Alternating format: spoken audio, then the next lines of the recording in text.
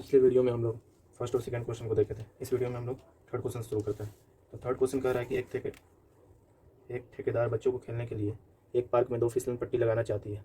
5 वर्ष से कम उम्र के बच्चों के लिए वह एक ऐसी फिसलन पट्टी लगाना चाहती है जिसका शिखर 1.5 मीटर की ऊंचाई पर हो और भूमि के साथ 30 डिग्री के कोण पर झुका हो, जबकि इससे अधिक उम्र के बच्चों के लिए वह 3 मीटर की ऊंचाई पर एक अधिक ढाल की फिसलन पट्टी लगाना चाहती है जो भूमि के साथ 60 डिग्री का कोण बनाती हो। प्रत्येक स्थिति में फिसलन पट्टी की लंबाई क्या होनी चाहिए। तो क्वेश्चन क्या कह रहा है, थर्ड क्वेश्चन है, 2 फिसलन पट्टी लगाना चाहती है। तो एक केस 1 मान लेते हैं, एक को केस 2 मान लेते हैं।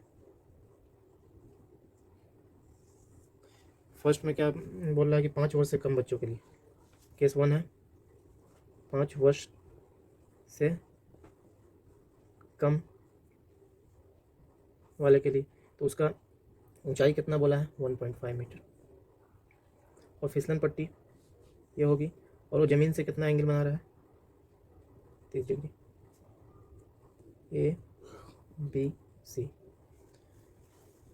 और केस 2 में क्या है 5 वर्ष से अधिक बच्चों के लिए, अधिक के लिए, तो इसका कितना, ये 60 डिग्री का बोल रहा है, इसको DEF मान लेते हैं। और ये क्या है 3 मीटर का। 5 वर्ष से कम के लिए 1.5 मीटर ऊंचाई रखें क्वेश्चन में कहा है, और 5 वर्ष से अधिक के लिए 3 मीटर ऊंचाई के लिए। अब फिसलन पट्टी इसमें क्या हो जाएगा, AC माना, क्या माना AC फिसलन पट्टी है।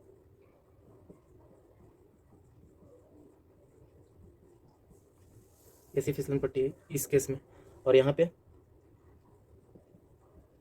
D क्या है फिसलन पट्टी है।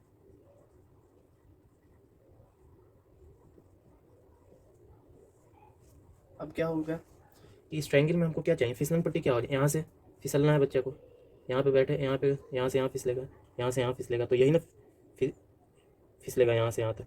तो AC और DF फिसलन पट्टी है, D नहीं, यहाँ DF होगा। अब क्या है AC कैसे आएगा, इसमें सोचना है। तो AC क्या होता है, ये वाला H होता है, और ये क्या होता है B होता है, और ये क्या होता है मेरा P होता है। तो हमको H और P में रिलेशन चाहिए, तो उस कब आता है, H और P में रिलेशन कब होता है, जब साइन थीटा हो या कॉसेक थीटा हो। क्योंकि साइन थीटा क्या जानते हैं, sine theta is equal to P/H जानते हैं। समकोण ट्रायंगल ABC में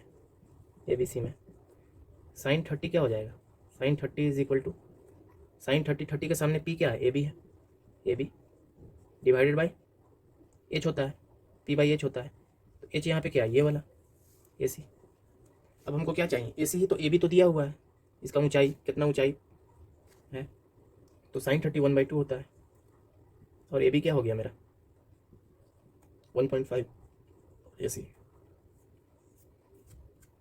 तो AC इज इक्वल टू क्या हो जाएगा, ये मल्टीप्लाई इधर हो जाएगा, तो 1 इंटू AC, 2 इंटू 1.5, यहाँ से क्या आ जाएगा 3 हो जाएगा ये।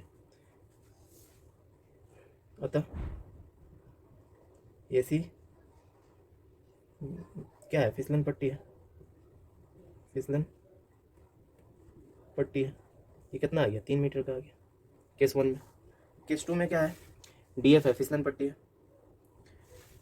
तो इसमें भी वही है, ये H होता है, ये क्या होता है P होता है, और ये नीचे वाला B होता है। तो इसमें भी H और P में रिलेशन चाहिए, तो इसमें क्या करेंगे, समकोण ट्रायंगल त्रिभुज DEF में, तो क्या लेंगे, यहाँ साइन 60 लेंगे, 60 के सामने क्या होता है P/H होता है, sine theta is equal to P/H। तो P क्या है यहाँ पे D, और यहाँ पे H क्या है DF है। तो साइन 60 क्या होता है √3/2 होता है, और D क्या मेरा दिया हुआ है, D तो 3 है, यहाँ 3 डिवाइडेड बाई DF। अब यहाँ पे क्या हो जाएगा, ये √3 into DF is equal to 2 into 3, तो DF इज इक्वल टू 2 गुने √3 डिवाइडेड बाई √3, ये √3 से यहाँ √3 आ जाएगा, तो ये क्या हो जाएगा 2√3। अतः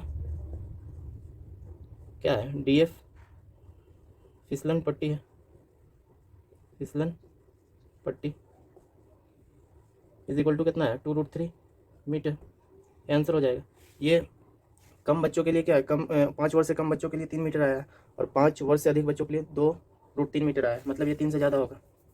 1.7 होता है ना, 2 × 1.7 कितना हो जाएगा 34, 3.4 मीटर में भी हो सकता है ये। चौथा क्वेश्चन देख लेते हैं कि भूमि के एक बिंदु से जो मीनार के पाद बिंदु से 30 मीटर की दूरी पर है, मीनार के शिखर का उन्नयन कोण 30 डिग्री है, तो मीनार की ऊंचाई क्या कीजिए। बहुत आसान क्वेश्चन है पिछले से। तो एक मीनार मान लेते हैं, ये मीनार है, ये मीनार है, ये कोई ज़मीन यहाँ पे है, उस इस मीनार के पाद बिंदु से उस भूमि का कितना डिस्टेंस दिया हुआ है, कितना दूरी है 30 मीटर का दूरी है। तो ये एंगल कितना, इसका उन्नयन कोण कितना दिया हुआ है 30 डिग्री दिया हुआ है। ये मान लेते हैं ABC। तो इसमें मीनार की ऊंचाई पूछ रहा है, मीनार की ऊंचाई क्या होगा, तो मीनार की ऊंचाई कैसे निकलेगा, मीनार की ऊंचाई, ये मीनार है तो माना मीनार की ऊंचाई, मीनार की ऊंचाई क्या है, मीनार की ऊंचाई ए भी मान लेते हैं, ए भी है, ए भी ट्रायंगल भी है तो ए भी ले लिया। अब यहाँ पे क्या दिया है, भूमि से दूरी है मीनार के निचला हिस्सा का, तो हमको क्या पता है यहाँ पे, ये क्या होता है यहाँ पे, ये एंगल के सामने वाले को हम लोग क्या बोलते हैं P, और इसके एंगल नीचे वाला को B, और यहाँ से H होता है। तो हमको P और B में चाहिए, तो P और B में किस में रिलेशन आता है, tan या cot में आता है। तो हम क्या कर सकते हैं, tan या cot को लगा सकते हैं। तो हम क्या करते हैं, समकोण त्रिभुज ABC में tan 30 डिग्री क्या होता है, tan is equal to P/B होता है, और ये B/P होता है। तो P/B, तो P मेरा क्या हो गया यहाँ से AB, और ये B मेरा क्या हो गया BC। तो tan 30 क्या होता है 1/√3 होता है, और AB तो निकालना है। अब BC मेरा क्या हो जाएगा 30 मीटर, 30 दिया हुआ है, तो AB यहाँ से क्या आ जाएगा, AB is equal to AB इधर आ जाएगा, और ये गुना होके क्या हो जाएगा 30 डिवाइडेड बाई √3। तो इसको ऐसे लिख सकते हैं 3 × 10 डिवाइडेड बाई √3, क्योंकि 3 × 10 तो 30 होगा। तो यहाँ से ये क्या हो जाएगा √3 हो जाएगा, तो ये क्या tan√3 आ गया। अतः मीनार की ऊंचाई बराबर AB 10√3 मीटर, यही आंसर हो जाएगा। अब 5th क्वेश्चन देखते हैं, इसमें क्या कह रहा है, भूमि से 60 मीटर की ऊंचाई पर एक पतंग उड़ रही है, पतंग में लगी डोरी को अस्थायी रूप से भूमि के एक बिंदु से बांध दिया गया है, भूमि के साथ डोरी का झुकाव 60 डिग्री है। यह मान कर कि डोरी में कोई ढील नहीं है, मतलब डोरी टाइट है। तो डोरी की लंबाई क्या होगी या डोरी की लंबाई क्या कीजिए।